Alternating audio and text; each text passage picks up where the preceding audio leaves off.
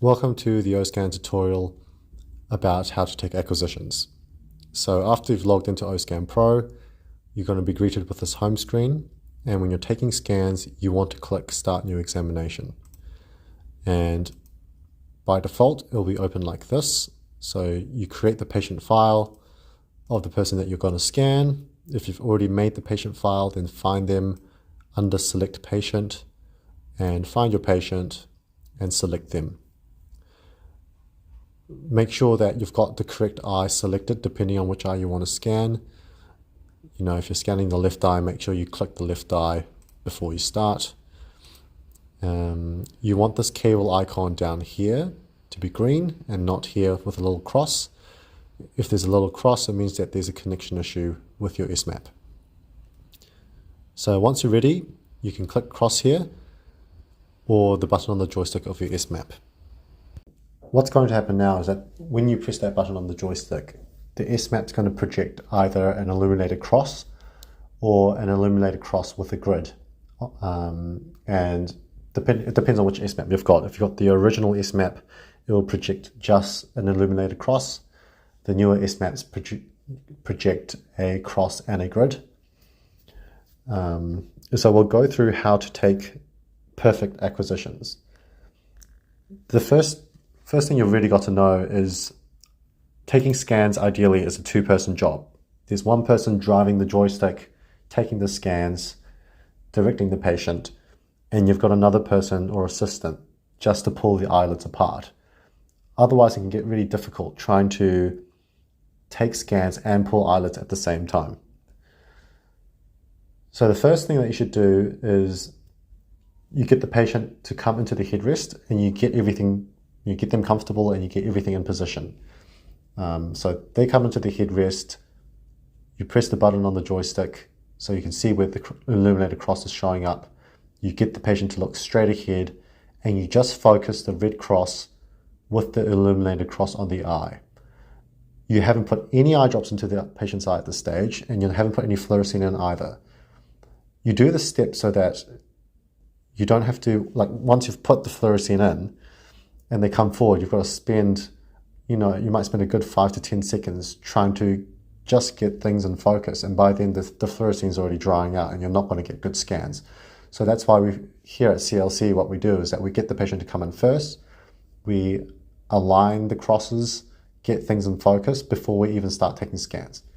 So once you've done that focusing stage, you can get the patient to sit back, and then you can explain what you're going to do.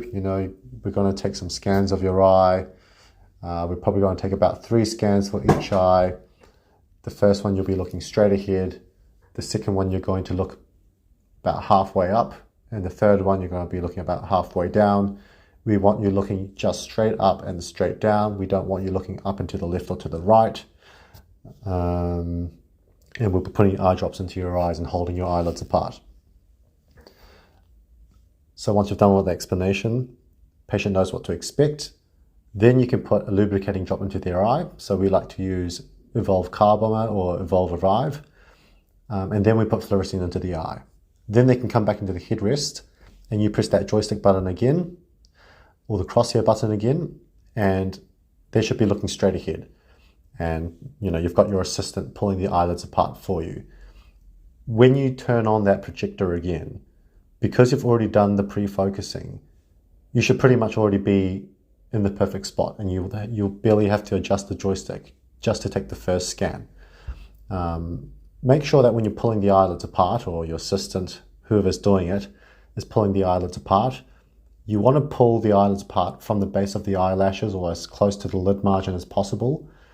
And you want to obviously expose as much of the eye as possible, but you don't want to press on the globe while you're pulling the eyelids apart. Because if you press on the globe, then you're going to artificially change the corneoscleral topography, and then your lens design isn't going to work.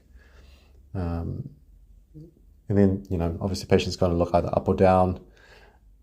The important part with the next 2 scans is that they don't look too far up or too far down. You shouldn't have to move your joystick much to get to the superior or inferior limbus. If you're finding that you're really having to crank that joystick to go up or down and find that limbus, the patient's probably looking too far up or too far down. They're going too far to the extremity of their gaze. They only need to look up enough so that you get enough capture. And the SMAP needs to be able to detect where the limbus is. So you don't want them looking so high up or down that you only get a tiny bit of the limbus in your scan. So that pretty much covers how to take really good acquisitions. And if you do it with this method, you should be able to do the scan really, really quickly. So there'll be a video that I'm going to play now that's going to show you the acquisition process. And this is after we've done the pre-focusing. But remember, just the key points are, ideally it's a two-person job. You pre-focus the eye without any fluorescein in first. Then you put the fluorescein in and the lubricants in. Well, not in that order, sorry. You put the lubricants in and then the fluorescein. And then you get them to come back in again, and then you do the scans. And remember, the patient doesn't look too far up, too far down, and make sure they don't look off axis. So, I mean, make sure it's straight up, straight down, not off to the side at all. So we've already put in a lubricating drop and then fluorescein into this eye. It was already pre-focused, which is why that cross is already in line.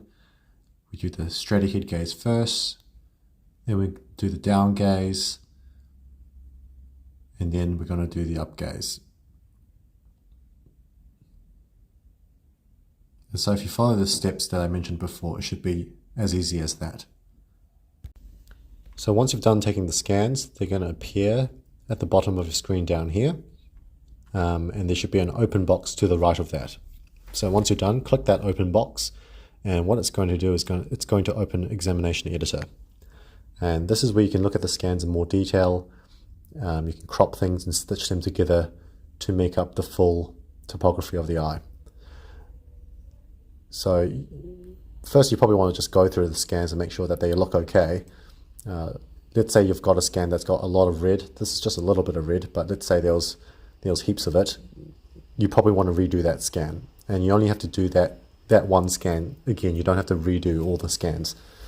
And any bad scans you obviously want to get rid of, because you don't want that data joining up with the rest of your good data. And how you do that is you right click and you click delete, and it'll get rid of that scan for you. The other thing that's important before you start is that the primary gaze scan is at the top.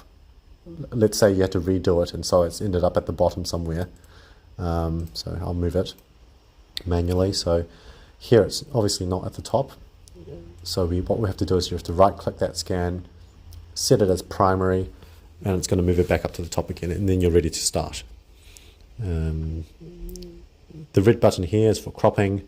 The green button is for detecting the limbus, same as the buttons up here and here. And the yellow button is for aligning the scans together. But when you're first doing this, you don't normally need to click these buttons at all. You only really click the next button. So we're going to click next. And you're going to see the software is going to automatically, crop the image for you. And it normally does a really good job of this. Let's say you're tempted to push these points out further, and it may be tempting, but it might not always be the best option, because let's say I push this out, just as an example. Get rid of those. Let's say I wanted that data up there. If we go into 3D view, you're going to see that where I expanded those points, the topography of the eye is really starting to flatten out. And that's not very realistic. The eye probably doesn't actually look like that. And that's basically what I'm trying to say, is that the software is quite good at detecting where it should be cropping the eye. So most of the time you should either leave it where it is or move it inwards rather than moving it outwards. And you can see here on the curvature map, so I moved that out too far. The SMAP is quite good at detecting where there's a sudden change in curvature that doesn't quite make sense. And so you should try and keep your crop points within these parameters, I guess. So once you're happy with the crop, I like to tidy things up a little bit. You click next. And what's going to happen is that the software is going to automatically try and detect the limbus. And here it's done a good job, but let's say let's say it's done a poor job, or it can't detect the limbus, then you just select 4 points on the limbus and it's going to redo the limbus for you, like so. Once you're happy with that, you click next, and again it's just going to go through all the scans until you're done. So you can go through the same procedure again. What we like to do here at CLC is we like to actually chop off this bottom part of the cornea, because this data isn't necessarily as good as the data that you get from the primary gaze. The primary gaze data of the cornea is going to be the best. So let's click next. Let's try to detect the limbus, and I think it's done a pretty good job, so I'm going to leave it as it is, but you could go ahead and click 4 points to redo that limbus if you wanted to. Click next again, and it's going to align the 2 scans together.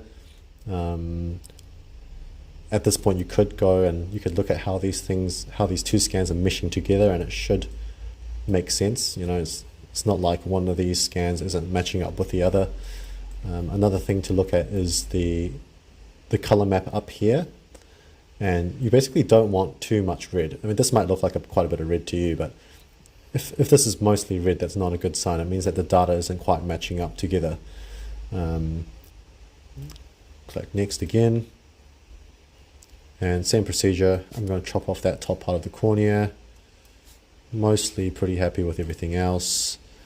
Click next. Again, it's done a pretty decent job of detecting the limbus, so I won't change that. Click next. And you can see that one's really good because there's really no red in the scan here at all. So it means that the data is really making sense, and it's stitching well together. So click next again. And it's going to combine all those scans together. And now you've got, you know, the full corneoscleral data for this eye. Click next again to finalize that. You can save that. And obviously at this point you can assess different parts of the eye if you'd like.